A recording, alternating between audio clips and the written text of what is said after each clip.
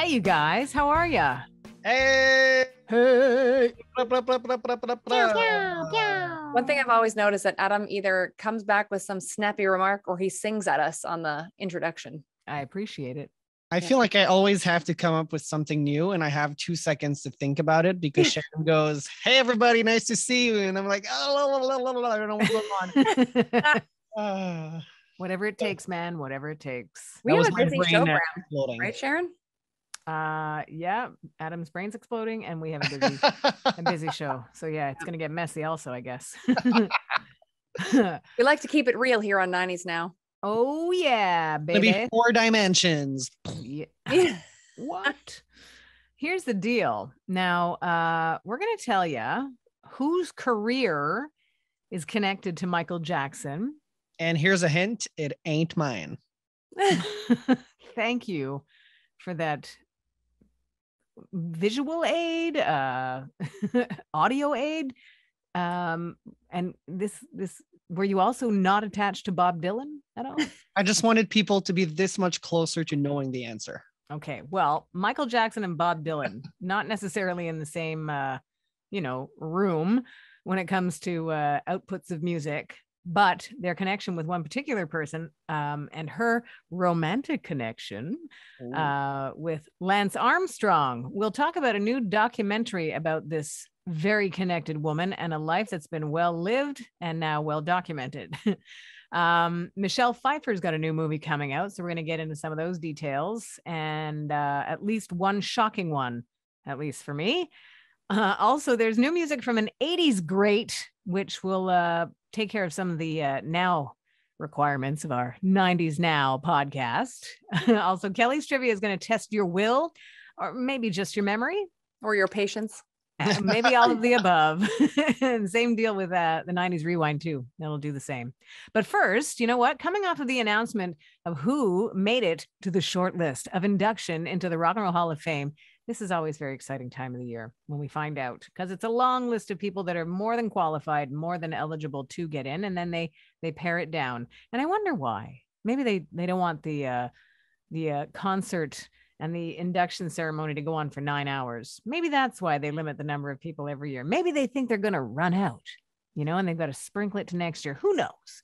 Either way, we are coming off great news and good news that gets even better. So I figure we should start there today. You ready for this? Mm-hmm. Yeah. Okay. The short list includes Dolly Parton, Eminem, Lionel Richie. None of the above rock and roll, which is the go-to argument for a lot of rock fans. But Judas Priest getting the award of excellence in music, which is fantastic. And Rob Halford, very happy and very positive about Judas Priest finally getting their due in the Rock and Roll Hall of Fame, bestowing that upon them, and not in a way like it's like no sour grapes or anything. There's no, it's about time. Rob Halford, in the interview that he did with the president of the Rock Hall, was pure joy.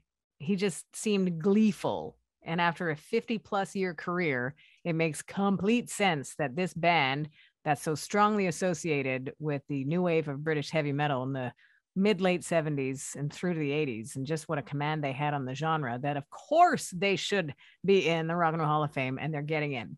But another name that makes 16-year-old Sharon very happy, and that is Duran Duran. Yeah. And you know what? Because of our show, it makes a lot of other fans that were introduced to Duran Duran in the 90s also very happy. And the fun fact about Duran Duran getting into the Rock Hall, there's a few fun facts, but that they're getting back together with Andy Taylor, that he will be on hand to celebrate and perform at the ceremony in November. So that's one thing at least to look forward to. It's super exciting, and I'm happy for them. I can't wait to see what suits they wear. They're going to be so pretty. It's going to be flashy suits from Nick Rhodes.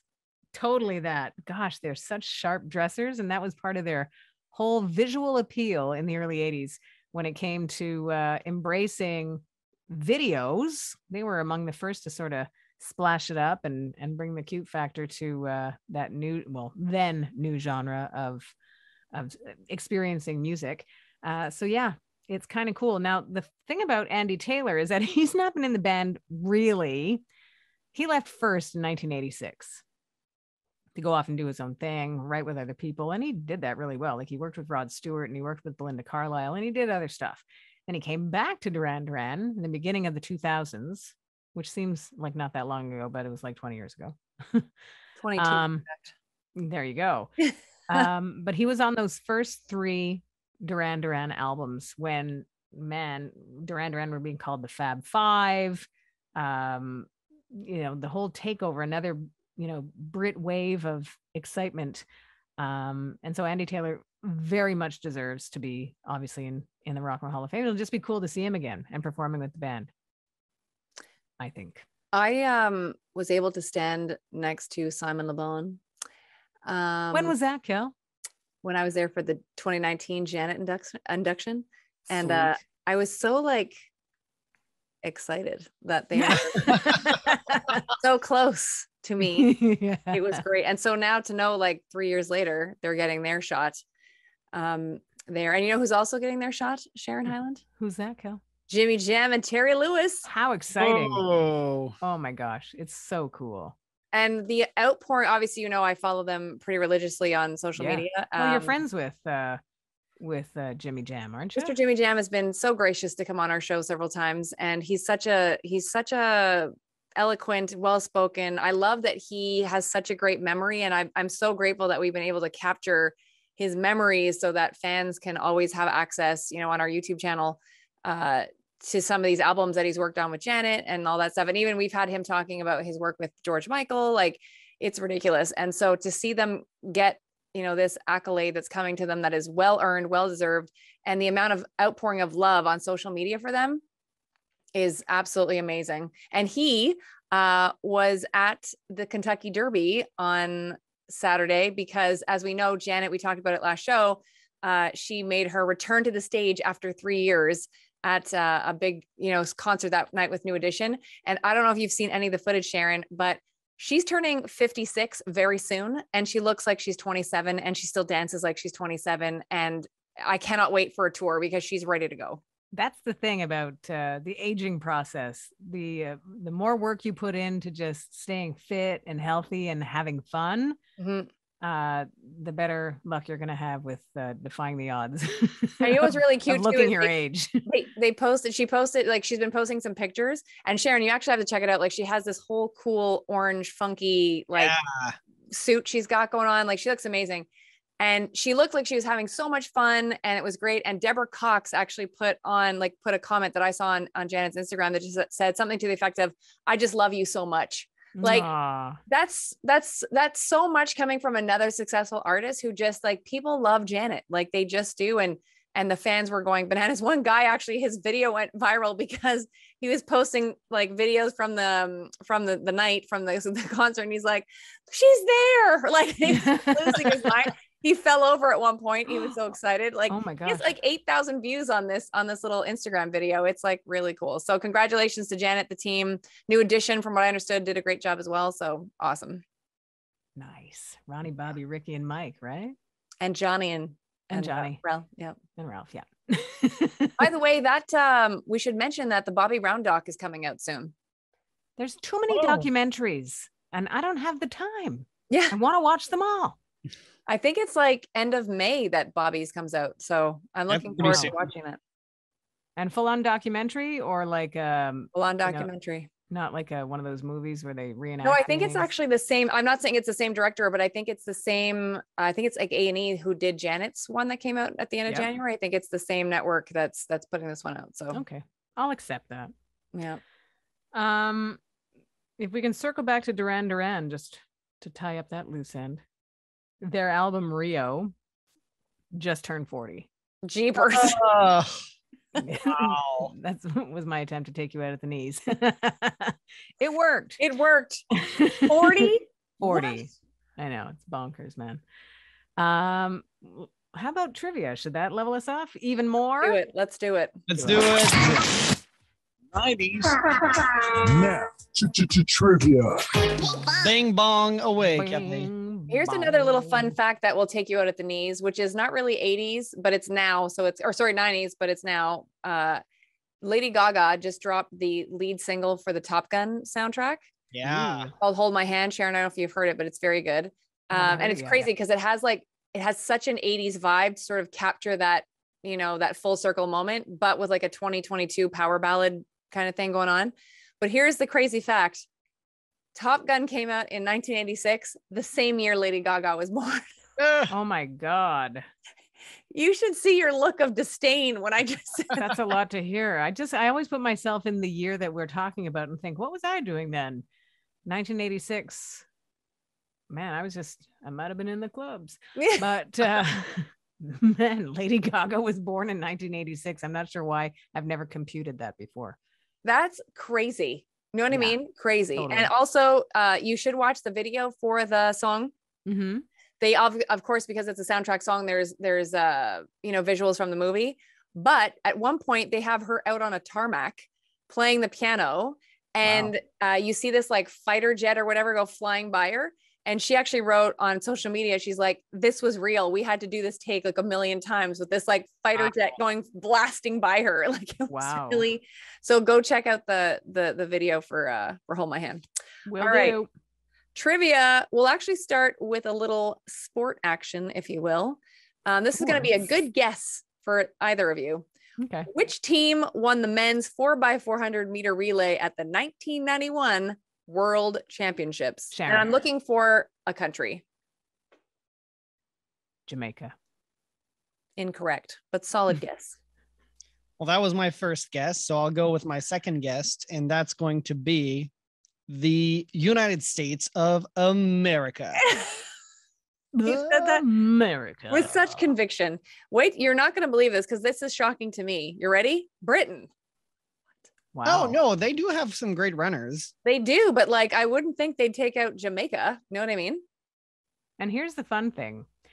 I heard you say running or runners, and in my head, I was thinking Cool Runnings. And that's why I said Jamaica. Yeah. I'm tired. Okay. It's up at, what is it, 3:50 these days? 3:53. 3:53 a.m. That's nice. That's usually the time I go to bed. Oh, I wish I was buddy. kidding. Actually, Sharon, the other day, don't ask me why I beat you, but I got up at 3:46 about 3 days ago, and I don't even have to get up for the morning show. And I did. Wow. You just got up? Well, you were freaking out, right? I woke up and I was like, well, that's the end of that. That's what happens. Nobody gets up at 3:46 for nothing. So you had to be freaking out about something. I guess. Or maybe you had to go to the bathroom. Those are the only two options. Either you're still up like Adam, you have to go to the bathroom like me, or you're freaking out. So. One of the three. Adam, what time do you then get up if you're going to bed at 3:53 in the morning? When I go to bed that late, I'll wake up around 10:30 or 11. Wow. Well, that makes sense. That's So 7 hours. Okay, I usually go to bed between 1 and 2 in the morning. And So then that's when I feel normal. crazy. Normal for you is between 1 and 2? Yeah, 1 and 2, and I'm gonna wake up between 8:30 and 9:30. Oh my God. Wow. Yeah. Whoa. That's my schedule. I can't even fathom it. When I used to work evenings, I would go to bed. I'd get home and do laundry and watch a bit of TV. And before I knew it, it was like 2:30, 2:45. Well, there you go. That pretty much describes my evenings. My work started I was on the air at 7 p.m. So I had the day at least, but I wouldn't sleep the day away or anything. My farmer upbringing can't compute. So no. Man, you would have been in a total freak out mode then if you ever did the evening shift. Because Well, I did do traffic, remember, for a while, like for at least a couple of years. So it was crazy. So, but I trained I literally would, for a while, I think I was finishing at 11, then they dropped it to 10 because I started earlier. All right. I think my shift was 4 to 10. Yeah. But I trained myself. Like I went home and I was in bed within the half an hour of being home. Like, wow. Because I knew I wanted to get up, exercise in the morning and like have my day, get my stuff done. So yeah, so I trained myself, but it was funny. My better half at the time, she had none of that going on and was still staying up till whatever amount of time. And it was like waking up at like all times of the day. And I'm like, be routine, get a system. Get something in place. Question number 2. This I actually had no clue about. So we'll see what you guys come up with. JNCO were famous for creating what type of clothing? Sharon. Go, Sharon. Those pants that Sammy Hagar wore. Oh, nice. No. Adam. GNCO. Yeah. So J as in Janet. Oh, Yeah. okay. So JNCO. I'm gonna go for hats and caps. Nice, but actually jeans. JN. Oh, like Jean Company. That makes Yeah. sense. Damn it. I've never. So Did you? what does that stand for? GNCO. I don't know, but Sharon, knowing that you were in the clubs at that point of the decade, Yeah. had you heard of JNCO? I was drunk. Okay. No. Oh, and no, they- you know, I'm just kidding. Oh, Mostly. those do not look good. Oh, What kind no. of jeans are we talking They're about? in Big? French we say des pattes d'éléphant. Like, you know, it like they get a lot they of flare? wider. Sorry? They flare at the bottom. They flare out. Yeah, but like through like the whole thing, it just keeps getting wider and wider and wider. It looks horrible if you're asking me. And if you're riding Wow, a they're bike, it's so going to get caught ugly. in a chain, then you're going to fall. I don't think I've seen something this ugly in like years. I thought That's you were going to funny. say, Sharon, that the air would get into your pants and you'd blow off the back of the bike. That too, depending on your speed. Okay, Yeah. if you don't know what those jeans are, please Google it. Pause the podcast and go Yeah. Google it. It's worth it. I'm Wow. totally going to go see, because now I'm wondering if they were the pants that I wore in the 90s, because remember, Sharon, like I would have been in Toronto at the time, but like there was like a whole like late 90s, like where it was Big. like wide. Yes. And I And had it wasn't bell bottoms necessarily. They just went straight down, but they were Yeah. wide. Kelly, Yeah. please Google it right away. Okay, Please, let's take the time. Let's do it. Sharon, do the same. Please Google this. Let me quickly change this. Please Yeah. let this never come back into fashion. There's so many things on that list of things that should not be. Well, this should be Okay. right at the top. Oh yeah, I totally had a pair of these. Oh, why though? Why? No, we looked cool at them. No, you didn't. We did. Newsflash, you didn't. Not all of That's those funny. pictures that I just saw were cool, but there was a few that are cool. And you know what's funny is like, because they're super wide, obviously. And the funny thing is the super skinny people looked great in them, because you looked cool if you were super skinny, because it flared out and you looked like you had a. I didn't have pants like that. Those are too Yeah. big. I did.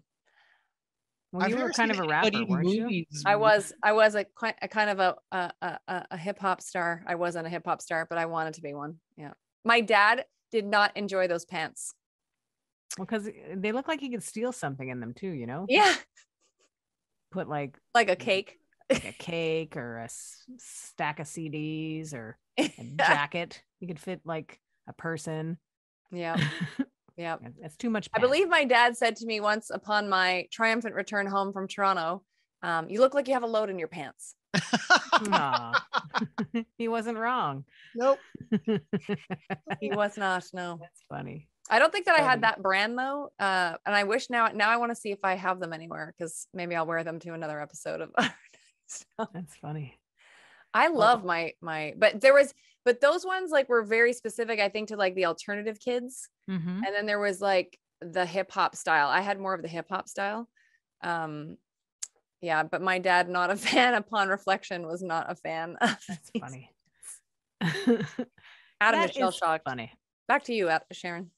Well, here's the thing.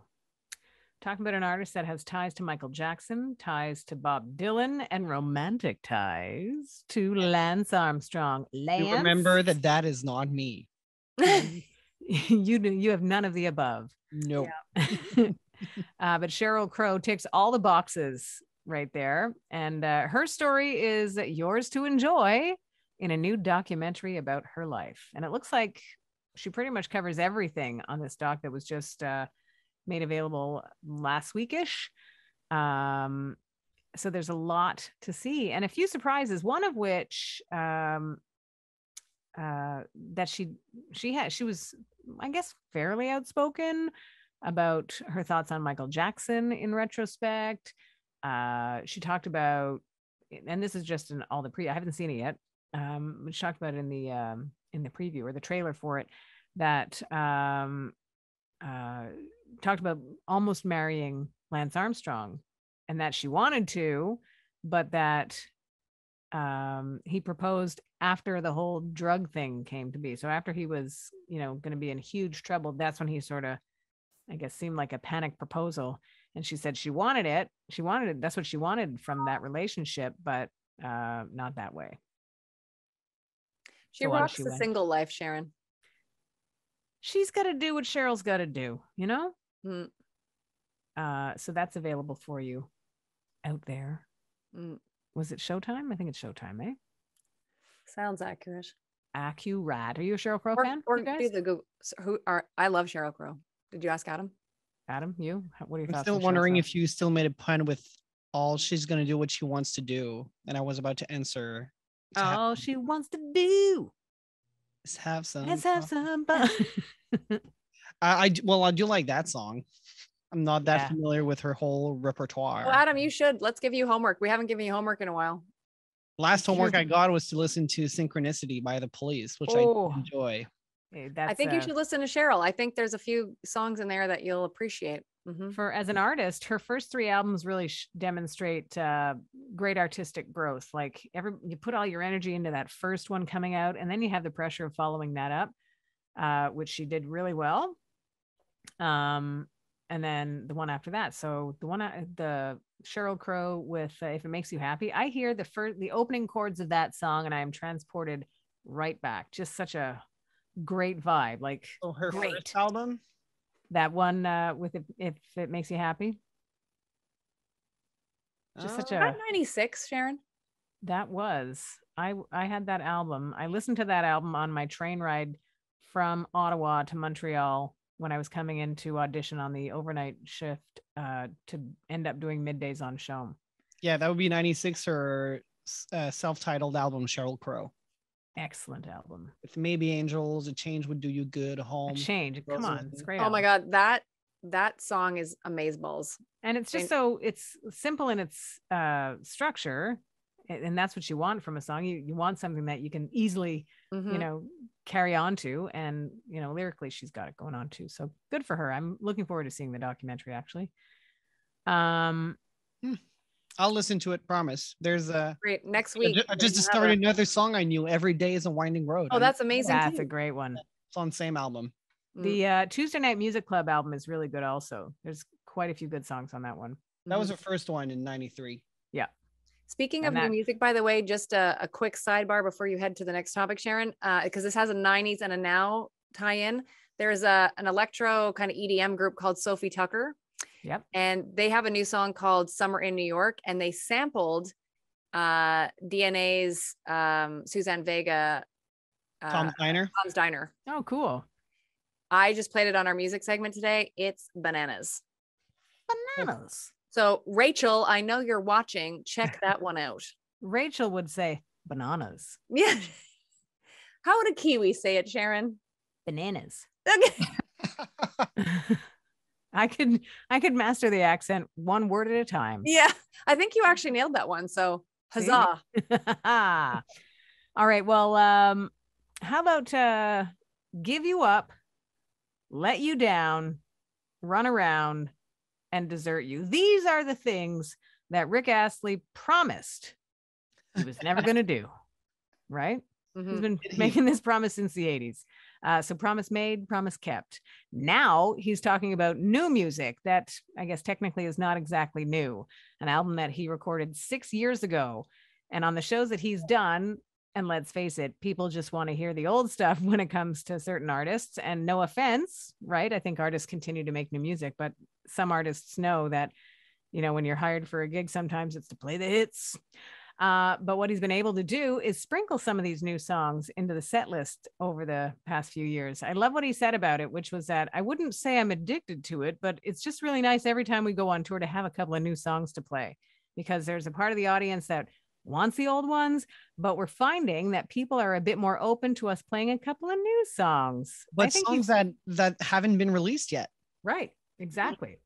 So fingers crossed that we'll get more of that. When I was reading the story, concerts happening, period. When I was reading the story, I went down a little bit of a rabbit hole because I really enjoy the Rick Astley Cry for Help track, which I corrected myself several months back. I think it might have even been back in 2021 when I thought it was released in 93. It was in fact released in 1991. He had the flowy long locks at that point. Was it long locks or a mullet? No, flowy long locks. Like he Okay. looked like actually him and Dave Gahan could have been twinsies at one point, I think. Twinsies, twinning. Twinning. But Rick Astley is so cutesy. And I believe, isn't he now going on to the, and Adam, maybe you can quickly check this, but I'm pretty sure he's on the New Kids on the Block mixtape tour. That's cool. That makes sense. Yeah. Which Yeah. as of our recording, I believe they actually start tonight or tomorrow. Yeah. Fun. Mm-hmm. Fun, man. I like that he also said, I really love that I don't ever forget how lucky I am. Smart guy. You can see that in his performances, because I actually did go down a little bit of a rabbit hole and watch some of his recent like live things, like when he was on Good Morning America like a few years ago and like all that stuff. Mhm. And he's got musicians with him. He's in a good place. He sounds amazing and he's cutesy. And he made friends with the Foo Fighters and went on stage with them. And I don't know. I think if you got the Foo Fighters stamp of approval, you've got it going on. Yep. Adam, you had something to say before Sharon moves on? Yeah, I was just saying he's joining NKTOB on tour with also Salt and Pepper Nice. and En Vogue. They're both joining the tour. Kathy and Susan are ready to take your tickets at the front of the entrance. I'll wait to see if Rick Astley gets a picture with Salt and Pepper and see if he posts it and see if it's anything like mine. Hopefully it will be. Years Hopefully later, it'll be better. They can do something better. I don't probably not everybody's at every dates, but they're probably splitting the opening acts. So cool. Okay, Can well, you imagine Salt, Pepper, Rick Astley in the middle? Woo! Like yes, I can imagine a Rick Astley sandwich. They've been rickrolled. Yeah. How about this? Michelle Pfeiffer's got a new movie coming out. I totally am blanking on the name of this movie. 4 Wild O'Clock or something, or I'm also blanking on it, but she looks good in the picture. Wild 4 O'Clocks. There we Wild 4 O'Clocks. And the deal is that this movie tells a story of a couple of young brothers who are put into the care of their estranged grandmother when their dad goes to prison. She's a larger than life woman who quickly has to learn how to take care of these heartbroken boys. So I think if Michelle Pfeiffer can, come out of Dangerous Minds and make that make sense, she should have a great time doing this. And to think that she's playing the estranged grandmother, here's the wild bit of information. Michelle Pfeiffer is 64. How did that happen? I don't even know. Honestly, like she's amazing, and it makes sense. Yeah, it does make sense. Just like logically, when you said Jodie Sweetin is 40. What? Exactly. God. How did that happen? Like that should be one episode of 90s now where it's like all these factoids, and then how did that happen? That's it. Wow. Really? How did that happen? Next. Yeah. So we'll look forward to that new movie from Michelle Pfeiffer. And now we're going to do a 90s rewind. Why? Because that's what we do toward the end of the show. Because we deserve it. Because we deserve it. We are going back to 1993. Yeah. Great year. The year that Cry for Help did not come out. Fantastic. You know what we're going to do actually with at least one of the songs that was on the top 40 around this time in 1993 is that we'll bring this episode full circle. Springtime 93, Duran Duran were staking their claim to continued success in yet another decade with Come Undone, and proved that their success was no fluke. No matter what the lineup changes that they'd gone through, they knew how to make really relevant music based on what they were doing. They had the two singles, right? That Come Undone and Ordinary World. Exactly. Yeah, so they killed it in 93. Yeah, and both were in the top 40 around the same time, which is cool. And if we're going alphabetically, the next tune from Memory Lane soundtrack is Connected by the Stereo MCs. Yeah. Make sure you forgot about that song. That's a great song. Yeah. Real like classic. And that's the kind of song that sort of sounds like it's sampled, or what, like in its own version, it sounds like a sample of something. And now it's a kind of song that would be sampled. So that's cool. Also around this time in 1993, Sting was on his 4th solo album. It still is called 10 Summoner's Tales. And the song, If I Ever Lose My Faith in You, was a mainstay on our radios. He's on tour right now, actually. And his son is his opening act. Yeah. Is it Sting Jr.? It's Tiny Sting. A tiny Sting. Remember? Imagine that's how it gets introduced. A tiny. Here comes a tiny Sting. And he scurries on stage because he's little. Yeah. There's a certain ring to it, though. I don't hate it. Tiny Sting. Tiny Sting. It's better than Oral Explosion, isn't it? Yeah. It's hard to beat that. It's hard to beat it. Elsewhere in the cheese category, we've got a super heavy on the power ballad, like super heavy Bon Jovi and Bed of Roses. How heavy? I want to be just as close as the Holy Ghost is. Lay you down in a bed of roses. Blech, that's gross. I want to like what about there's nothing sexy about that. I want to be just as close as the Holy Ghost is. That's when you realize I've never really paid attention to the lyrics, haven't I? Once you'll never not hear that now. Yeah. Anywho, Bon Jovi, huge. On we go. How about this little nugget to wrap things up? Arrested Development and the story of the wise man named Mr. Wendell. Nice. How about that album? 3 years, 5 months, and 2 days in the life of Arrested Development. Come on. That was a groundbreaking album. You know what's funny is I literally just got goosebumps. Cool. Literally just because 90s hip hop, I'm sorry. It's the jam. Well, 93 was the golden era, right? The golden age of hip hop. Yeah. Cool, man. Well, you know what? That's your 90s rewind. So we're leaving on a chill note. Track cool. Track cool. Adam, if you are unfamiliar with Arrested Development, put that on your list of homework and we'll sign your work. We're going to check your work. What's that? Are you talking about the TV show? No. Well, yes, that too. But are they related in any way? No. The band. No. Okay. No. Because I've seen part of the show. I need to get in touch with the band. Yeah. And the show's really funny. They just don't sing Mr. Wendell. What's the guy's name? The lead actor, the one Jason Bateman. Well, there we go. He's the Ozark man. You should check him out too. I love Ozark. I loved Ozark. Yeah. I didn't watch it. Deb watched it. Sharon. Well, it's funny because that's one of those shows that you can sort of come in and go, why is that? Who's that? What's that? Okay. And you can be up to date. And no offense to the show because it's good. I hear great reviews about it all the time, but it's not something that I'm going to commit to watching now because 7 seasons later, 4. I can't even 4. Okay. Well, see, I just got 3 years back. But retribution is usually in the description of whatever the episode. And I'm like, isn't that the whole show? Are they always going for retribution? There's a lot going on in that show. And same with was it Yellowstone? Oh my God, such a great show. Oh, I'm into it. I'm still in season 1, but I'm watching it right now. It's Adam, do it. It's just I know I'm doing it. It's amazing.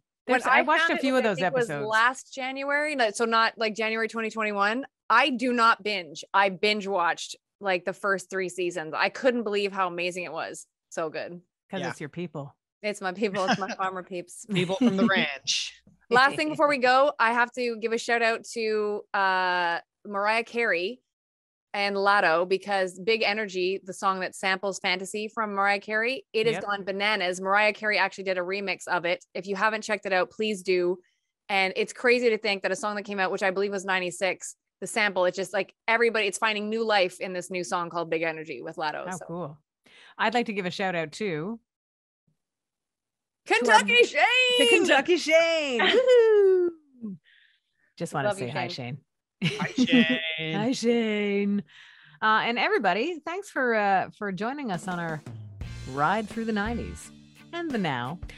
We appreciate wherever it is that you find us, that you do. If you want to stay in touch, feel free to do that too. Whatever part of the world you're in, I will do my best to master your accent one word at a time.